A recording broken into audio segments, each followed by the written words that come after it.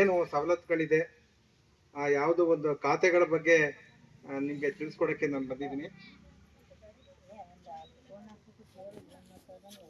ಮೊದಲನೇದಾಗಿ ನೋಡಿ, ನಾವು ಜೀವನ ಮಾಡಬೇಕು ಅಂದ್ರೆ ದುಡಿಮೆ ಮಾಡಬೇಕು, ಹೌದಾನೆ? ಈ ದುಡಿಮೆ ಮಾಡಿದಾಗ ಅಲ್ಪ ಸ್ವಲ್ಪ ನಾವು ಹಣನ ಗಳಿಸ್ತೀವಿ. ಈ ದುಡಿಮೆ ಮಾಡ್ಬೇಕಾದ್ರೆ ಎಷ್ಟು ಕಷ್ಟ ಇದೆ, ಹಣ ಗಳಿಸ್ಬೇಕಾದ್ರೆ ಎಷ್ಟು ಕಷ್ಟ ಇದೆ ಅಂದ್ರೆ ಎಷ್ಟು ಜವಾಬ್ದಾರಿ ಇದೆ, ಮತ್ತೆ ಉಳಿಸೋದು ಕೂಡ ಅಷ್ಟೇ ಜವಾಬ್ದಾರಿ.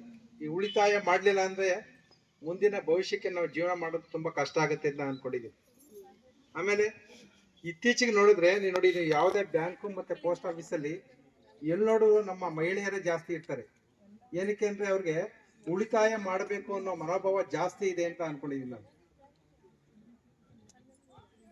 ಮತ್ತೆ ಈ ಗ್ರಾಮದಲ್ಲಿ ಇರ್ತಕ್ಕಂಥ ಅಂಚೆ ಕಚೇರಿನಲ್ಲಿ ಸೋಷಿಯಲ್ ಸೆಕ್ಯೂರಿಟಿ ಪೆನ್ಷನ್, ಏನು ಇವಾಗ ಪೆನ್ಷನ್ ಬರುತ್ತಲ್ಲ, ವೃದ್ಧಾಪ್ಯ ವೇತನ, ವಿಧವಾ ವೇತನ ಬರ್ತಾರಲ್ಲ, ಅವ್ರು ಮಾತ್ರ ಈ ಅಂಚೆ ಸೌಲಭ್ಯ ಪಡಿತಾ ಇದ್ದಾರೆ. ಉಳಿದವರು ಯಾರು ಅಷ್ಟು ಆಗಿ ನಮ್ಮ ಇಲಾಖೆ ಅಕೌಂಟ್ಗಳು ಮಾಡೋದಾಗ್ಲಿ ಇದು ಮಾಡೋದೇ ಬರ್ತಾ ಇಲ್ಲ. ಯಾಕೆಂದ್ರೆ ಅವ್ರಿಗೆ ಏನು ಅದ್ರ ಬಗ್ಗೆ ಏನು ಅಂತ ಗೊತ್ತಿಲ್ವೋ ಏನೋ, ಅದು ನನಗೆ ಗೊತ್ತಿಲ್ಲ. ನೋಡಿ, ಇವಾಗ ನಿಮ್ಮ ಊರಿನಲ್ಲೇ ಪೋಸ್ಟ್ ಆಫೀಸ್ ಇದೆ, ನೀವು ದೂರದ ಬ್ಯಾಂಕ್ಗೆ ಹೋಗ್ಬೇಕಾಗಿಲ್ಲ. ಇವಾಗ ಪೋಸ್ಟ್ ಆಫೀಸ್ನಲ್ಲಿ ಉತ್ತಮವಾದಂತಹ ಸೇವೆಗಳು ಎಲ್ಲ, ಈಗ ಡಿಜಿಟಲ್ ಅಕೌಂಟು ಎಲ್ಲ ಕೂಡ ಉತ್ತಮವಾಗಿ ಬರ್ತಾ ಇದೆ. ಅದರಲ್ಲಿ ಏನಪ್ಪಾ ಅಂದ್ರೆ ನಮ್ಮಲ್ಲಿ ಏನೇನು ಸ್ಕೀಮ್ಗಳಿದೆ ಅಂದ್ರೆ, ಮೊದಲನೇದಾಗಿ SB ಅಕೌಂಟು ಉಳಿತಾಯ ಖಾತೆ ಅಂತಿದೆ. ಈ ಉಳಿತಾಯ ಖಾತೆ ಅಂದ್ರೆ ಒಂಥರ ಗೋಲ್ಕ ಇದ್ದಂಗೆ, ನಾವು ಅದಕ್ಕೆ ಸ್ವಲ್ಪ ಸ್ವಲ್ಪ ಹಣನ ಇಡ್ಬೋದು, ನಮ್ಗೆ ಬೇಕಂದ ಅವಶ್ಯಕತೆ ಇದ್ದಾಗ ಇಟ್ಕೋಬಹುದು.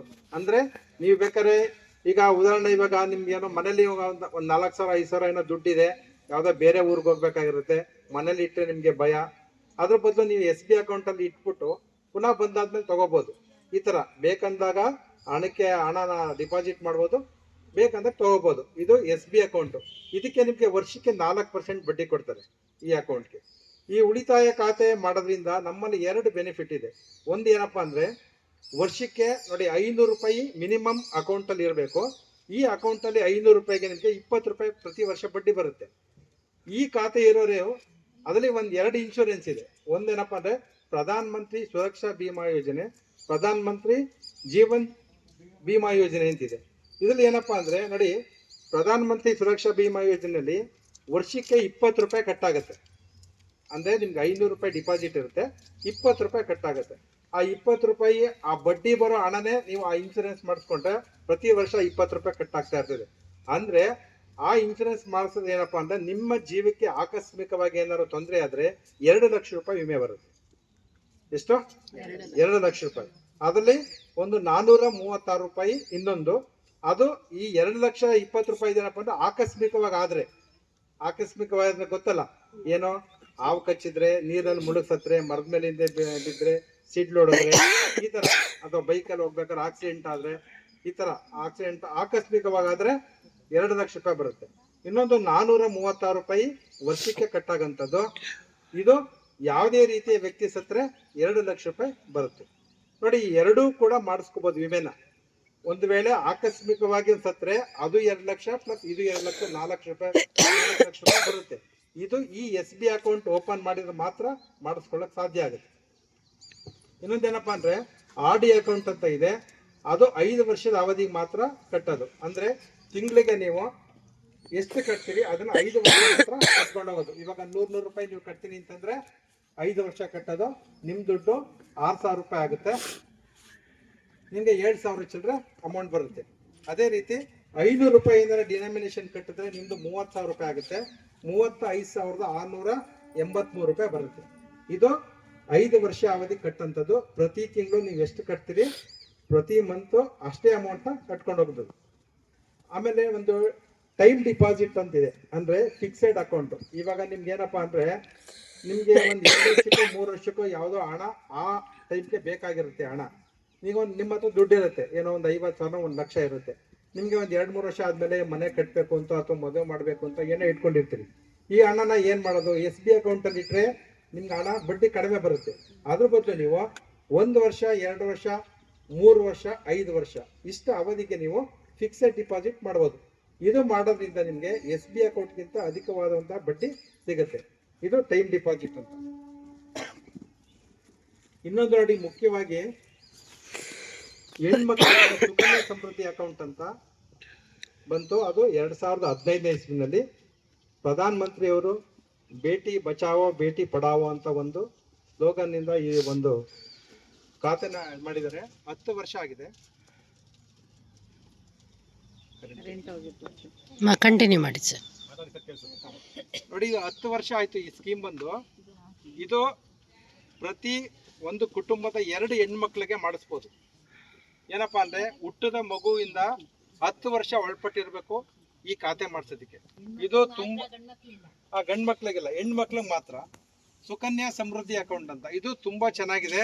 ಸಾಕಷ್ಟು ಜನ ಈಗ ಆಲ್ರೆಡಿ ಮಾಡಿಸಿದ್ದಾರೆ. ಇದರಲ್ಲಿ ಏನಪ್ಪಾ ಇದು ಉಪಯೋಗ ಏನು ಅಂದ್ರೆ, ಹೆಣ್ಮಕ್ಳು ಹುಟ್ಟಿದ್ರೆ ತಂದೆ ತಾಯಿಗೆ ಅಯ್ಯೋ ಹೆಣ್ಮಗು ಹುಡ್ತಲ್ಲಪ್ಪ ಅಂತ ಒಂದು ಹಿಂದೆ ಎಲ್ಲ ಚಿಂತೆ ಪಡ್ತಾ ಇದ್ರು. ಇದಕ್ಕೆ ಮದುವೆ ಮಾಡಬೇಕು, ಹಣ ಬೇಕು, ಈ ಥರ ಎಲ್ಲ. ಈ ಒಂದು ಹೆಣ್ಮಕ್ಳೇ ಬೇಡ ಬೇಡ ಅಂತ ಎಷ್ಟೋ ನಿರ್ಧಾರ ಮಾಡೋಂಥ ಒಂದು ಸನ್ನಿವೇಶನೂ ಕೂಡ ಇತ್ತು. ಆ ಒಂದು ಉದ್ದೇಶಕ್ಕೆ ಈ ಸರ್ಕಾರ ಈ ಹೆಣ್ಮಕ್ಳಿಗೆ ಅಂತಲೇ ಈ ಅಕೌಂಟ ಓಪನ್ ಮಾಡಿದೆ. ಈ ಖಾತೆನಲ್ಲಿ ಏನಪ್ಪ ಅಂದರೆ, ನೀವು ಫಸ್ಟು 250 ರೂಪಾಯಿ ಕೊಟ್ಟು ಖಾತೆ ಓಪನ್ ಮಾಡಿ, ನೀವು ಎಷ್ಟು ಸಂಪಾದನೆ ಮಾಡ್ತೀರಿ ಅದರಲ್ಲಿ ಸ್ವಲ್ಪ ಹಣನೇ ಕೂಡ್ಕೊಂಬಂದರೆ ಒಟ್ಟು 15 ವರ್ಷ ಹಣ ಕಟ್ಬೋದು ಈ ಖಾತೆಗೆ. ಒಟ್ಟು ಖಾತೆ ಓಪನ್ ಮಾಡಿ 21 ವರ್ಷಕ್ಕೆ ಇದು ಕ್ಲೋಸ್ ಆಗುತ್ತೆ. 15 ವರ್ಷ ಗಂಟ ನೀವು ಹಣ ಕಟ್ಬೋದು. ನಂತರ 6 ವರ್ಷ ನೀವು ಹಣ ಕಟ್ಟೋಗಿಲ್ಲ. 21 ವರ್ಷಕ್ಕೆ ಈ ಅಕೌಂಟ್ ಕ್ಲೋಸ್ ಆಗುತ್ತೆ. ನೋಡಿ, ಹುಟ್ಟಿದ ಮಗು 21 ವರ್ಷಕ್ಕೆ ಕ್ಲೋಸ್ ಆಗುತ್ತೆ ಅಂದರೆ ಆ ಮಗು ಮದುವೆ ಮಾಡೋಂಥ ವಯಸ್ಸಿಗೆ ಇದು ಕ್ಲೋಸ್ ಆಗುತ್ತೆ. ಇದರಲ್ಲಿ 2 ಅವಕಾಶ ಇದೆ. ಏನಪ್ಪ ಅಂದರೆ, 18 ವರ್ಷ ಆದಮೇಲೆ ನಾವು ಈ ಏನು ಹಣ ಕಟ್ಟಿರ್ತೀವಿ ಅದರಲ್ಲಿ ಅರ್ಧ ಹಣನ ತಗೊಂಡು ಹೈಯರ್ ಎಜುಕೇಷನ್ ಪರ್ಪಸ್ಗೆ ಇದನ್ನು ಬಳಸ್ಕೋಬೋದು. 18 ವರ್ಷ ಅಂದರೆ ಯಾವಾಗ ಅಂದರೆ, ಈ ಸೆಕೆಂಡ್ PUC ಮುಗ್ದಿರುತ್ತೆ. ಮುಂದೆ ಇಂಜಿನಿಯರು ಡಾಕ್ಟರ್ ಆಯ್ತಾ ಅಂತ ಸಂದರ್ಭ ಬಂದಾಗ ಹಣ ಇಲ್ಲ ಅಂದಾಗ ಆ ಮಗು ಈ ಹಣನ ತಗೊಂಡು ವಿದ್ಯಾಭ್ಯಾಸನ ಕಂಟಿನ್ಯೂ ಮಾಡ್ಬೋದು. ಇಲ್ಲ ನಾವು 18 ವರ್ಷ ತುಂಬಿತು 19-20 ವರ್ಷಕ್ಕೆ ಒಳ್ಳೆ ಗಂಡು ಬಂದಿದೆ ಮದುವೆ ಮಾಡಿಬಿಡ್ಬೇಕು ಅಂತಂದರೆ ಈ ಹಣನ ನಾವು ಮುಂಚಿತವಾಗಿ ಕ್ಲೋಸ್ ಮಾಡಿಕೊಂಡು ಮದುವೆಗೆ ಈ ಹಣನ ಉಪಯೋಗಿಸ್ಕೋಬೋದು. ಇದು ತುಂಬ ಚೆನ್ನಾಗಿದೆ. ಎಲ್ಲ ಖಾತೆಗಳಿಗಿಂತ ಇದು ಹೆಚ್ಚಿಗೆ ಬಡ್ಡಿ ಬರ್ತಾ ಇದೆ. ಅಂದರೆ ಕಾಂಪೌಂಡ್ ಇಂಟ್ರೆಸ್ಟಲ್ಲಿ ಬರುತ್ತೆ. ಕಾಂಪೌಂಡ್ ಇಂಟ್ರೆಸ್ಟ್ ಅಂದರೆ ನೋಡಿ, ಇವಾಗ ನೀವು 1 ವರ್ಷದಲ್ಲಿ ಏನು ಹಣ ಕಟ್ಟಿರ್ತೀರಿ ಅದಕ್ಕೆ ಇಂತಿಷ್ಟು ಬಡ್ಡಿ ಬಂದಿರುತ್ತೆ. ಆ ಬಡ್ಡಿಗೂ ಕೂಡ ಮುಂದಿನ ವರ್ಷಕ್ಕೆ ಬಡ್ಡಿ ಕೊಡ್ತಾರೆ. ಏನು 1 ವರ್ಷಕ್ಕೆ ಏನು ಬಡ್ಡಿ ಬರುತ್ತೆ ಆ ಬಡ್ಡಿಗೂ ಕೂಡ ನೆಕ್ಸ್ಟ್ ಮುಂದಿನ ವರ್ಷಕ್ಕೆ ಬಡ್ಡಿ ಕೊಡ್ತಾರೆ. ಇದು ಆ ಥರ ಇದರಲ್ಲಿ ಇದು ಬೆಳೀತಾ ಹೋಗ್ತಾ ಇರುತ್ತೆ. ನಿಮ್ಗೆ ಎಕ್ಸಾಂಪಲ್ ಏನಪ್ಪ ಅಂದರೆ, ನೋಡಿ ಎಕ್ಸಾಂಪಲ್ ಈ ಖಾತೆಗೆ 1,000 ರೂಪಾಯಿ ತಿಂಗಳನ್ನ ಕಟ್ಕೊಂಬತ್ತು ಅಂದರೆ 15 ವರ್ಷಕ್ಕೆ ನಿಮಗೆ 1,80,000 ರೂಪಾಯಿ ಕಟ್ತೀರ. ಅಂದರೆ ತಿಂಗಳಿಗೆ 1,000 ಅಂದರೆ ವರ್ಷಕ್ಕೆ 12,000 ರೂಪಾಯಿ ನಿಮ್ಗೆ ಹಣ ಕಟ್ಟಿದ್ರೆ 15 ವರ್ಷಕ್ಕೆ 1,80,000 ರೂಪಾಯಿ ಹಣ ಕಟ್ತೀರ. ಈ ಖಾತೆ ಮುಕ್ತಾಯ ಆಗುತ್ತಲ್ಲ 21 ವರ್ಷಕ್ಕೆ, ಆವಾಗ ನಿಮಗೆ 5,54,613 ರೂಪಾಯಿ ಬರುತ್ತೆ. ಎಷ್ಟು ಮಿನಿಮಮ್ ಹೇಳಿದ್ದು ಇದು ಅಂದಾಜು. ಅಂದರೆ ಅದಕ್ಕಿಂತ ಅನುಕೂಲ ಇದ್ದರೂ ನೀವು 1.5 ಲಕ್ಷ ಗಂಟ ಒಂದು ತಿಂಗಳಿಗೆ ಅಲ್ಲ 1 ವರ್ಷಕ್ಕೆ 1.5 ಲಕ್ಷ ಗಂಟ ಕಟ್ಬೋದು.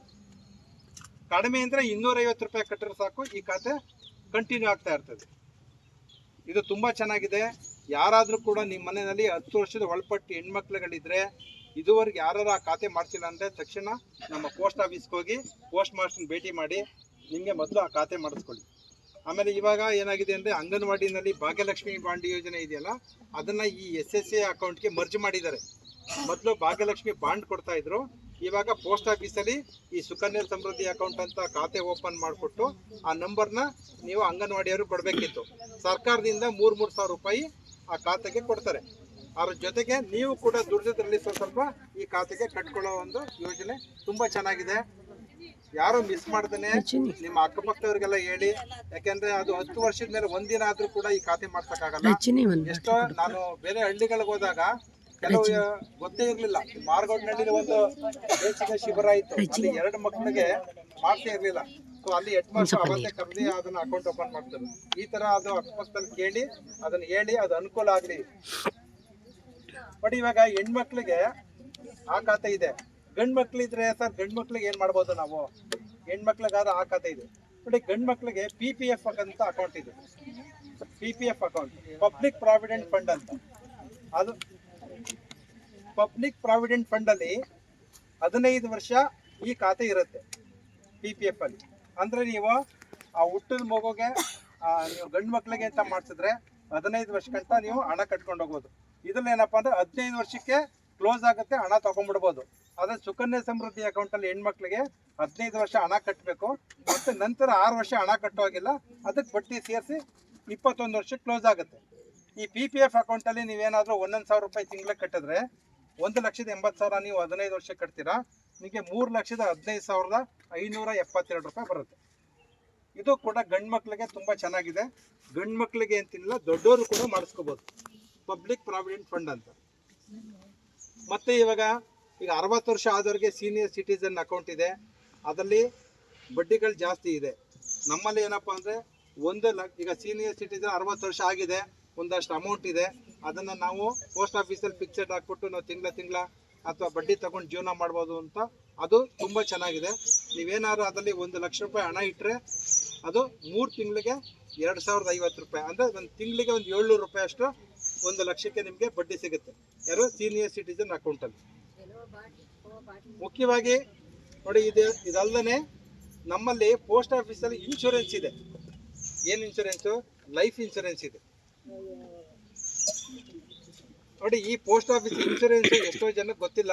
ನೀವು ಬೇರೆ ಬೇರೆ ಇನ್ಶೂರೆನ್ಸ್ ಇದೆ, LIC ಇದೆ, SBI ಲೈಫ್ ಇನ್ಶೂರೆನ್ಸ್, ಬೇರೆ ಬೇರೆ ಇನ್ಶೂರೆನ್ಸ್ಗಳೆಲ್ಲ ಇದೆ. ಅದೇ ಥರ ನಮ್ಮ ಪೋಸ್ಟ್ ಆಫೀಸಲ್ಲೂ ಕೂಡ ಗ್ರಾಮೀಣ ಅಂಚೆ ಜೀವ ವಿಮೆ ಅಂತ ಇನ್ಶೂರೆನ್ಸ್ ಇದೆ.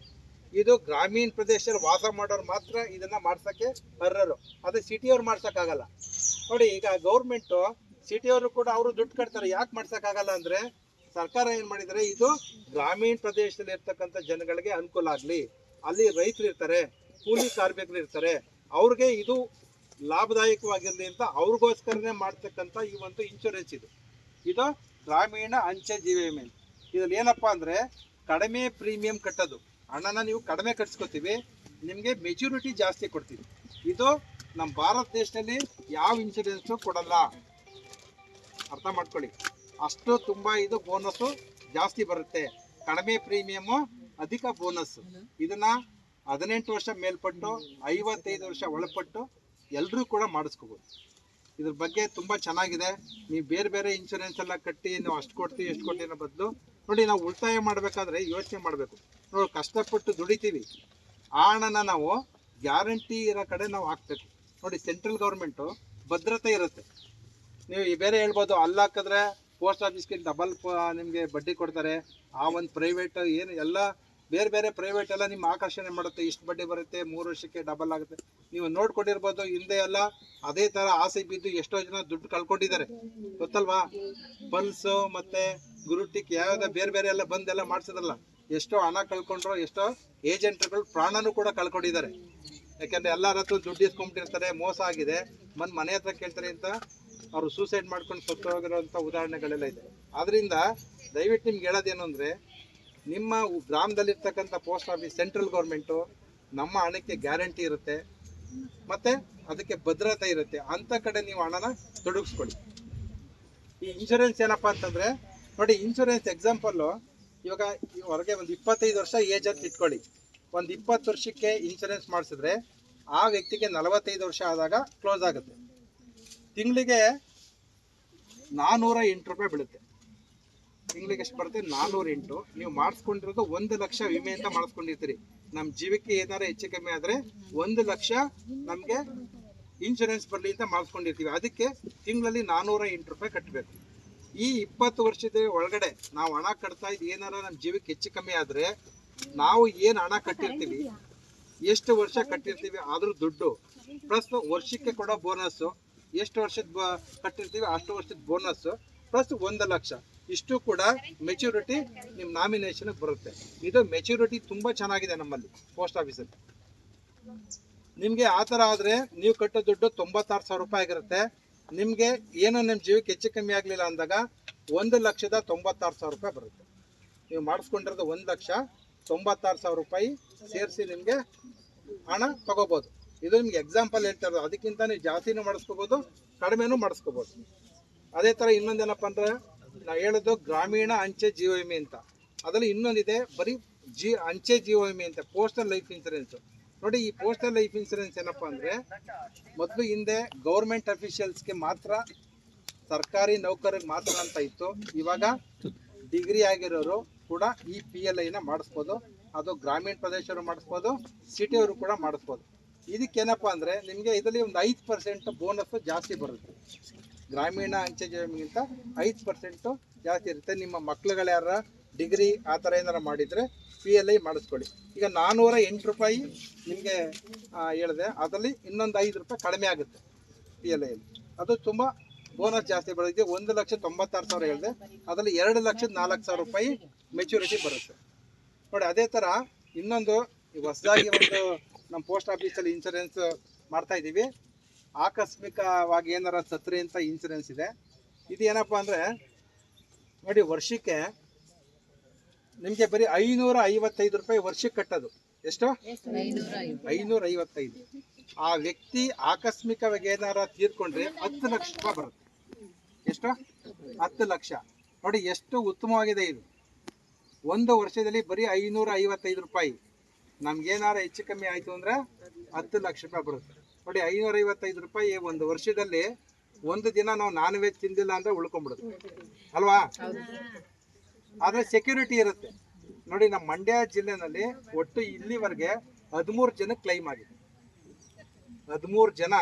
ಈಗ ನಿಮ್ಮಂಗೆ ಹೇಳ್ದವರು ಈ ಥರ ಇದೆ ಅಂತ ಯಾರೋ ನೋಡಿ, ಫಸ್ಟು ಈ ಮದ್ದೂರ್ ಹತ್ರ ಒಬ್ರಿಗೆ ಆಯಿತು. ಅವರು ಯಾರೋ ಪೋಸ್ಟ್ ಮಾಸ್ಟ್ರು ಹೇಳ್ತಾ ಇದ್ರು, ಪಕ್ಕದಲ್ಲಿ ಇದ್ದವ್ರು ಕೇಳಿಸ್ಕೊಂಡ್ರು.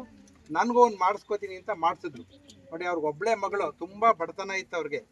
ಆಕಸ್ಮಿಕ ಏನೋ ಮದ್ದೂರಿಂದ ಸ್ಕೂಟ್ ಓಡಿಸ್ಬೇಕಾದ್ರೆ ರೋಡಲ್ಲಿ ಆಕ್ಸಿಡೆಂಟಾಗಿ ತೀರ್ಕೊಂಡ್ಬಿಟ್ರು. ಮನೆಯವ್ರಿಗೆ ಇನ್ಸೂರೆನ್ಸ್ ಮಾಡ್ತಿರೋದೇ ಗೊತ್ತಿಲ್ಲ. ಎಲ್ಲ ಹೇಳಿದ್ರಲ್ಲ, ಒಂದು ಕಾರ್ಡಲ್ಲಿ ಮಾಡಿಸ್ಕೊಂಡ್ರು, ಇಟ್ಕೊಂಡಿದ್ರು. ಪೋಸ್ಟ್ ಮಾಸ್ಟರ್ ಗೊತ್ತಾಯಿತು, ಇವ್ರು ನಮ್ಮ ಹತ್ರ ಇನ್ಸೂರೆನ್ಸ್ ಮಾಡಿಸಿದ್ರು ಅಂತ ನೋಡಿ. ಅವ್ರ ಮನೆಗೆ ಹೋಗಿ ಹೇಳಿ, ನಿಮ್ಮ ಯಜಮಾನರು ಈ ಥರ ಒಂದು ಪಾಲಿಸಿ ಮಾಡಿಸಿದ್ರೆ ನಿಮ್ಗೆ 10 ಲಕ್ಷ ರೂಪಾಯಿ ಹಣ ಬರುತ್ತೆ, ನಿಮಗೆ ಡೆತ್ ಸರ್ಟಿಫಿಕೇಟ್ ಕೊಡಿ ಅಂತ.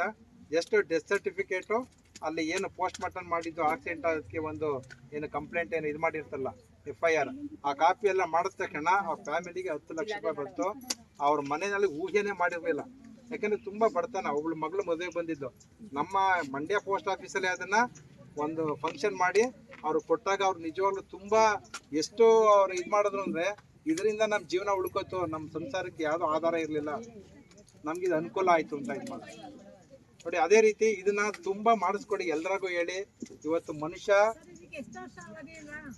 ಮೇಡಮ್ ಏಜ್ ಲಿಮಿಟ್ ಇದೆಯಾ ಸರ್? 555 ಮೇಡಮ್. ನಿಮಗೆ 18 ವರ್ಷದಿಂದ 65 ವರ್ಷವರೆಗೂ ಮಾಡ್ಬೋದು. 65 ವರ್ಷಕ್ಕೆ ಒಂದೊಂದು ಸಾರಿ ಕಟ್ಟೋದು. ಇದು ನ್ಯಾಚುರಲ್ ಡೆತ್ ಇಲ್ಲ, ಬರೀ ಆಕ್ಸಿಡೆಂಟ್ ಬೆನಿಫಿಟ್ ಅಂತಾನೆ ಇದು ಮಾಡಿ. ನಮ್ದು ಏನು ಆಗ್ಲಿಲ್ಲ ನಮ್ಮ ಜೀವಕ್ಕೆ ಅಂದ್ರೆ ಈ ಹಣ ಸರ್ಕಾರಕ್ಕೆ ಹೋಗುತ್ತೆ, ಆ ಕಂಪ್ನಿಗೆ ಹೋಗುತ್ತೆ. ಇದೇ ತರ ಇದೆ.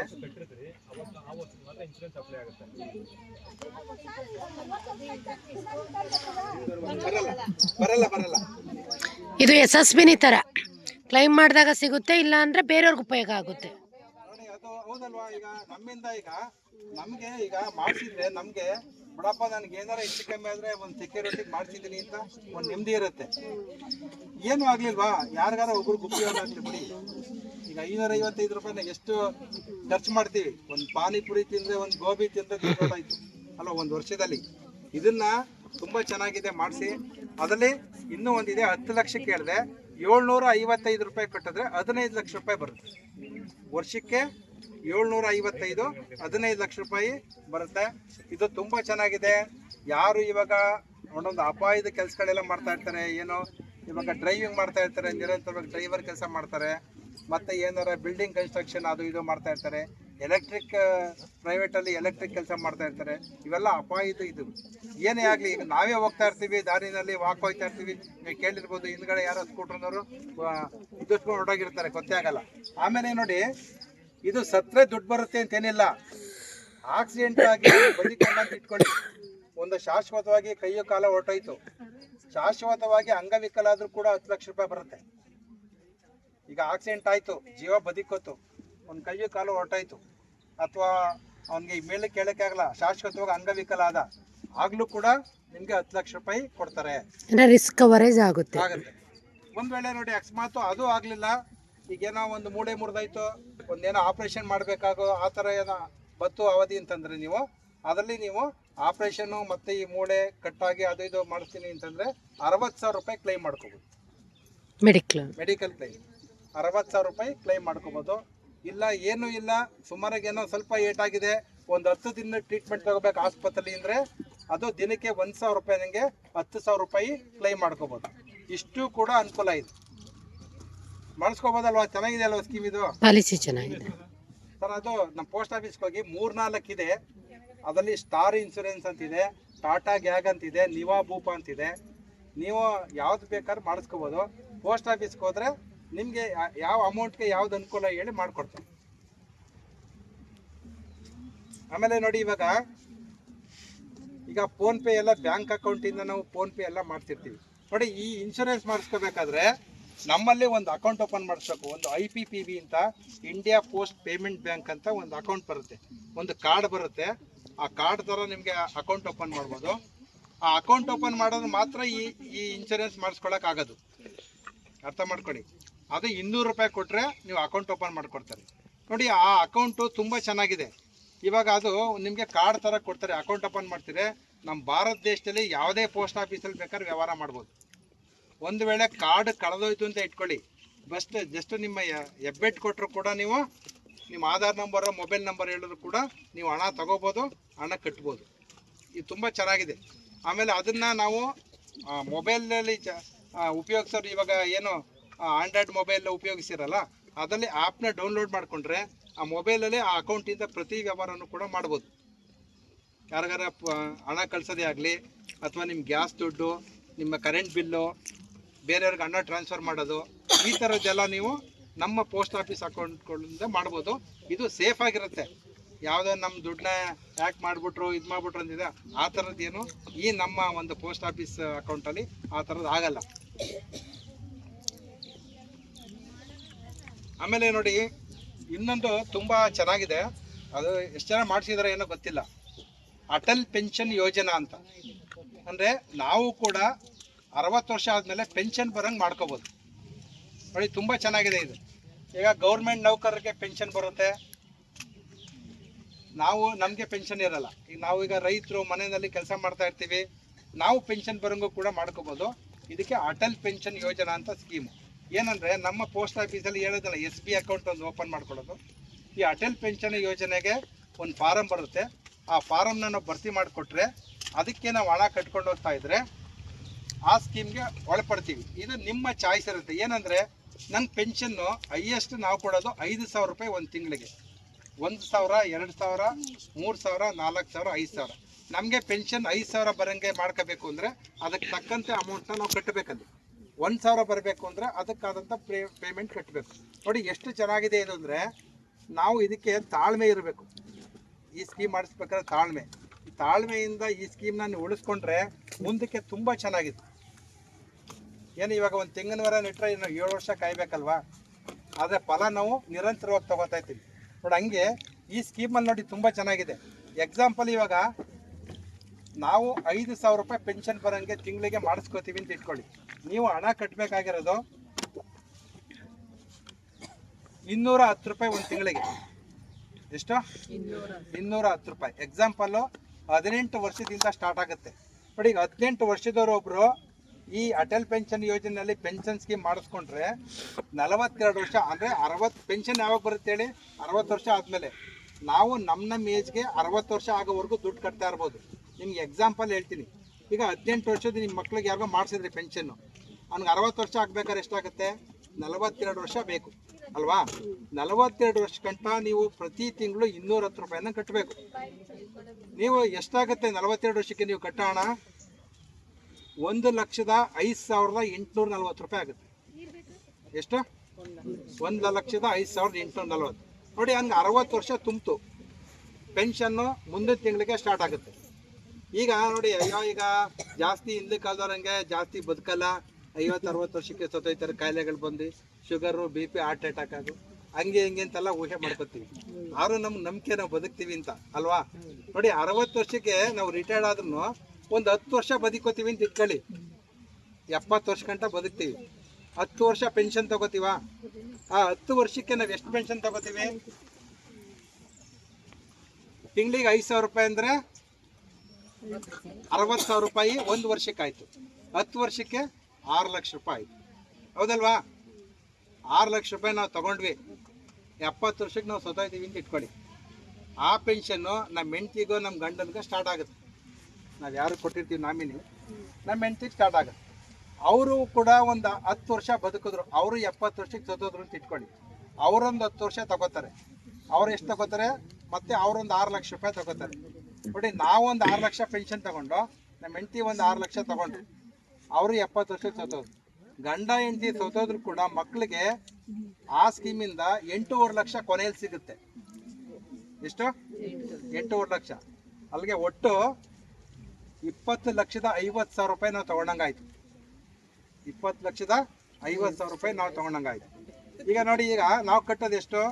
1,05,840 ರೂಪಾಯಿ. ಬಟ್ ನಾವು ಇದನ್ನ 210 ರೂಪಾಯಿ ನಾವು ತಾಳ್ಮೆನಲ್ಲಿ ಅಷ್ಟು ವರ್ಷ ಕಟ್ಕೊಂಡು ಹೋಗಿರ್ಬೇಕು. ಇದು ಪೆನ್ಷನ್ ಸ್ಕೀಮು ತುಂಬ ಚೆನ್ನಾಗಿದೆ.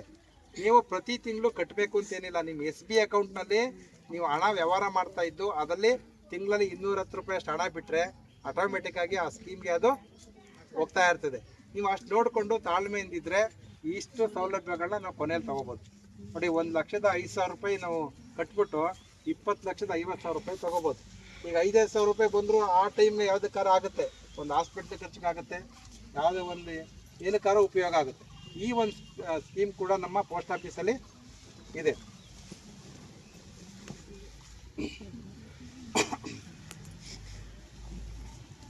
ಮತ್ತು ಹಂಗೇನೆ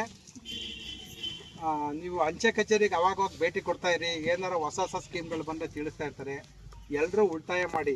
ಯಾಕೆಂದರೆ ನಿಮ್ಮ ಪೋಸ್ಟ್ ಆಫೀಸ್ಗೆ ಅಂತಲೇ ನಾವು ನಮ್ಮ ಮಂಡ್ಯ ಜಿಲ್ಲೆಯಲ್ಲಿ 303 ಈ ಥರ ಪೋಸ್ಟ್ ಆಫೀಸ್ಗಳಿವೆ. ಎಷ್ಟು? 303. ಈ 303ರಲ್ಲಿ ಒಂದು 45ರಿಂದ 46 ಆಫೀಸು ಈ ಥರ ಸೌಲಭ್ಯಗಳನ್ನೆಲ್ಲ ಚೆನ್ನಾಗಿ ತಗೊಂಡು ಆಫೀಸ್ ಇಂಪ್ರೂವ್ಮೆಂಟ್ ಆಗಿ ಚೆನ್ನಾಗಿ ಅಭಿವೃದ್ಧಿ ಆಗ್ತಾರೆ. ಒಂದು 45ರಿಂದ 46 ಇದೆ.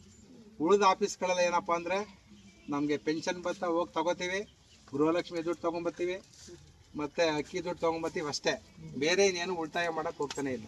ಸದ್ಯ ಈ ಗೃಹಲಕ್ಷ್ಮಿ ಇರೋದ್ರಿಂದ ಎಲ್ಲರೂ ಕೂಡ ಪೋಸ್ಟ್ ಆಫೀಸಿಗೆ ಬರೋಂಗಾಗಿದೆ. ಇಲ್ಲ ಅಂದಿರೋ ವಯಸ್ಸಾದವರು ಮಾತ್ರ ಪೋಸ್ಟ್ ಆಫೀಸ್ಗೆ ಹೋಗ್ತಾಯಿದ್ರು. ಹಾಗಾಗಿ ನಿಮಗೆ ನೋಡಿ, ಈಗ ನೀವು ನಿರೀಕ್ಷಣೆ ಮಾಡಿರಲ್ಲ ಏನೋ 2,000 ಸಾವಿರ ರೂಪಾಯಿ ಬರ್ತಾ ಇದೆ. ನಾನು ಎಲ್ಲ ಕಡೆ ನೋಡಿದ್ದೀನಿ. ಸುಮಾರು 2,000 ರೂಪಾಯಿ ಯಾವಾಗ ಸ್ಟಾರ್ಟ್ ಆಯಿತು ಆವಾಗಲೇ 1,000 ರೂಪಾಯಿನ ಆಡಿ ಅಲ್ಲೇ ಮಾಡಿಬಿಟ್ರು ಅವರು. ನಂಗೆ ಬರೋದೇ 1,000 ಅಂತ ತಿಳ್ಕೊತೀನಿ, 1,000 ಆಡಿ ಕಟ್ಬಿಡುವ. ಈಗ ಬರದೇ ಹಂಗೆ ಇರ್ತಿರಲ್ಲ ಅಂತ ಅನ್ಕೋತಿರಲ್ವಾ. ಈಗ 1,000 ರೂಪಾಯಿ ನಾನು ಉಳಿಸ್ಕೊಂಬಂದ್ರೆ ನೀವು ಎಷ್ಟಾಯಿತು? 1,000 ರೂಪಾಯಿ ಅಂದರೆ 60 ತಿಂಗಳು 60,000 ರೂಪಾಯಿ ಆಯಿತು. 72-73,000 ರೂಪಾಯಿ ದುಡ್ಡು ಬರುತ್ತೆ. ಏನಾರ ತೊಗೊಂಡು ವ್ಯವಹಾರ ಮಾಡ್ಬೋದು. ಹಾಗೆ ಈಗ ದುಡ್ಡು ಎಷ್ಟು ತೊಗೊಂಡ್ರು ಕೂಡ ಖರ್ಚುಗಳಾಗೋಗುತ್ತೆ. ಉಳಿತಾಯ ಮಾಡೋದ್ರಿಂದ ಮುಂದೆ ನಾವು ಸ್ವಲ್ಪ ಏನಕ್ಕಾರ ಯೋಜನೆಗಳು ಹಾಕ್ಕೊಂಡು ನಾವು ಬಳಸ್ಕೋಬೋದು. ಅದರಿಂದ ಎಲ್ಲರೂ ಕೂಡ ದಯವಿಟ್ಟು ಅಂಚೆ ಕಚೇರಿಯಲ್ಲಿ ಉಳಿತಾಯ ಮಾಡಿ ಅಕೌಂಟ್ ತೆರೀರಿ. ಎಲ್ಲ ಸೌಲಭ್ಯಗಳನ್ನ ನೀವು ಉಪಯೋಗಿಸ್ಕೋಬೇಕು ಅಂತ ಹೇಳಿ ನನಗೆ ಈ ಒಂದು ಸಭೆಯಲ್ಲಿ ಇದು ತಿಳಿಸ್ಕೊಡೋಕ್ಕೆ ಅವಕಾಶ ಮಾಡ್ಕೊಂತ ನಿಮಗೆಲ್ಲ ನಾನು ನನ್ನ ಮಾತು. Thank you.